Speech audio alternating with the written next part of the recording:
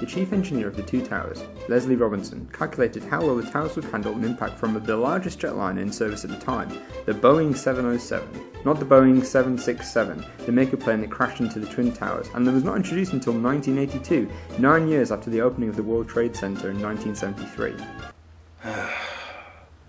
Leslie Robertson, who never claimed to have originated the tower's design, was only a junior member of the firm responsible for building them. John Skilling was the actual man in charge, and even Frank DeMartini played a bigger role with the World Trade Centers than Leslie Robertson did. With that fact in mind, it is interesting to note that both of them were not nearly as pessimistic about the tower's ability to withstand plane impacts. DeMartini estimated that the towers could take multiple plane impacts, while Skilling said that they could take a single high-speed impact. When weighing between the optimism shown by DeMartini and the pessimism shown by Robertson, it is probably best to go with the middle ground taken by Skilling.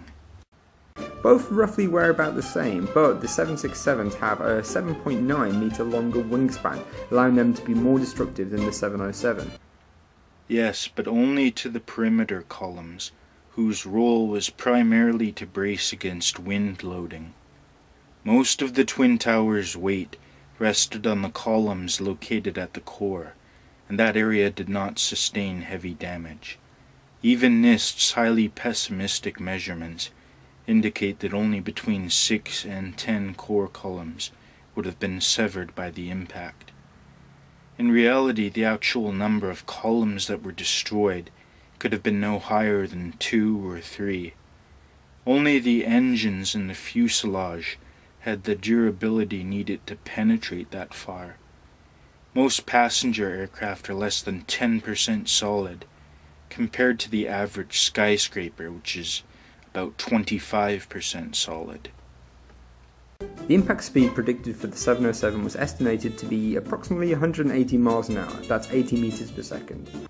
No, that's simply what Leslie Robertson said, and he was overruled by his boss and 2 co-workers.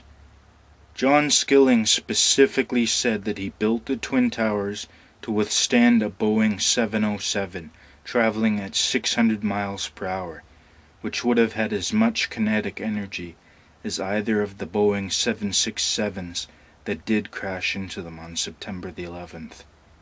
What's more, a Boeing 707 has 4 engines, which leaves much more potential for core damage. So if Skilling was still confident in his structure's ability to withstand that, then the claim that an impact of much less magnitude could fatally damage them holds no water at all. But I think we're all forgetting something here, which is the Twin Towers did survive the impacts.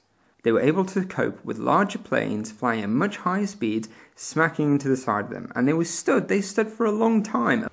56 minutes is not a long time. In fact, this is many times less than what is typically required to cause a creep deformation in the load-bearing steel structure. With this type of mechanical fatigue, the most important variable is time and heat.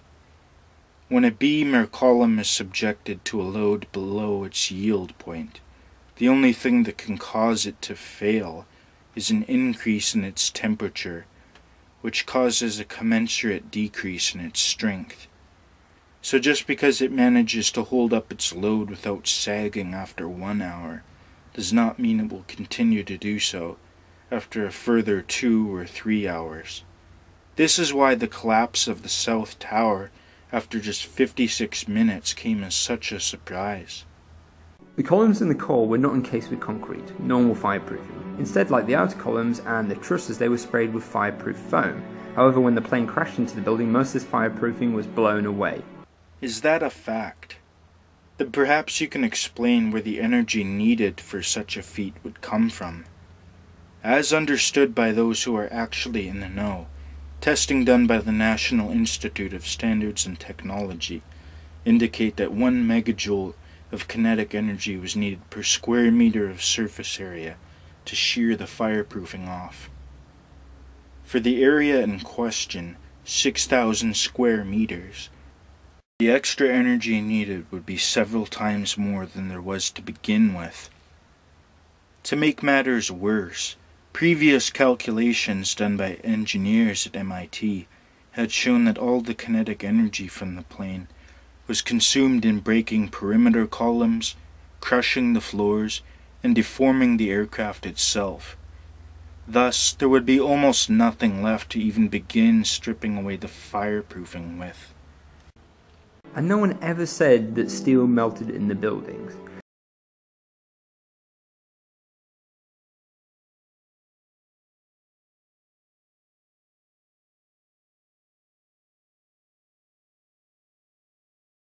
Steel, depending on the alloy, melts at around 1,500 degrees Celsius, but loses 50% of its strength at around 590 degrees Celsius.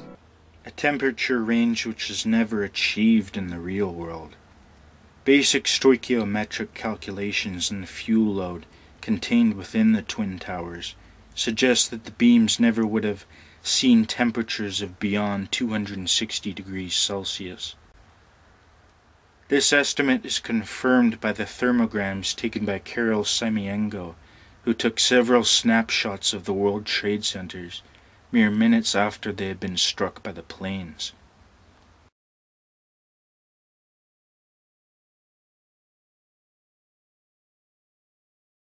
The fires in the Twin Towers are predicted to be around 982 degrees Celsius. As a result, the trusses heated up and lost their strength and began to expand and to sag.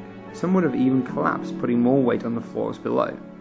This assertion is entirely at odds with the result of tests performed by Underwriter Laboratories on replica WTC floor assemblies. Even when subjected to twice the heat and double the known floor load, the models did not undergo a collapse. In fact, they barely even sagged at all. To date, no photographic evidence has ever been put forth to verify the claim that the Twin Towers did experience a significant inward bowing of their perimeter columns. Please note also that the animation used here is entirely misleading. In real life, the Twin Towers had cross trusses which ran perpendicular to the main trusses, thus providing a buttress in the unlikely event that they did deflect. This is already really easy to disprove. Just look at the footage for yourself and time it. It's well above 10 seconds. And also well above the rate at which a gravitational collapse could have proceeded at.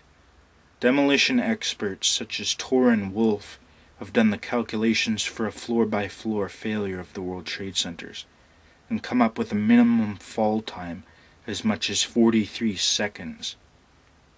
These estimates have been echoed by mechanical engineer Judy Woods, but since both towers came down in under 15 seconds, this means that their gravitational potential energy could not have been fully tapped into. This begs the question of how they could have collapsed without the use of explosives. In fact, most of the footage even shows part of the lower portions of both towers, around 60 stories of World Trade Center 1 and 40 stories of World Trade Center 2, remain standing for up to 25 seconds after the initial collapse. Which is something that the government-approved piledriver mechanism cannot account for. How could the descent of an upper block destroy everything beneath it except for the core columns that held it up? Why did we not see these structures poking through the piledriver as it fell downward? And, despite bizarre objections to the contrary, the top spire was clearly not bent from any impact above it. This only makes sense if a force other than the upper block was doing the actual damage. Oh, and also remember, explosion doesn't equal explosive. Actually, by Occam's razor, it does.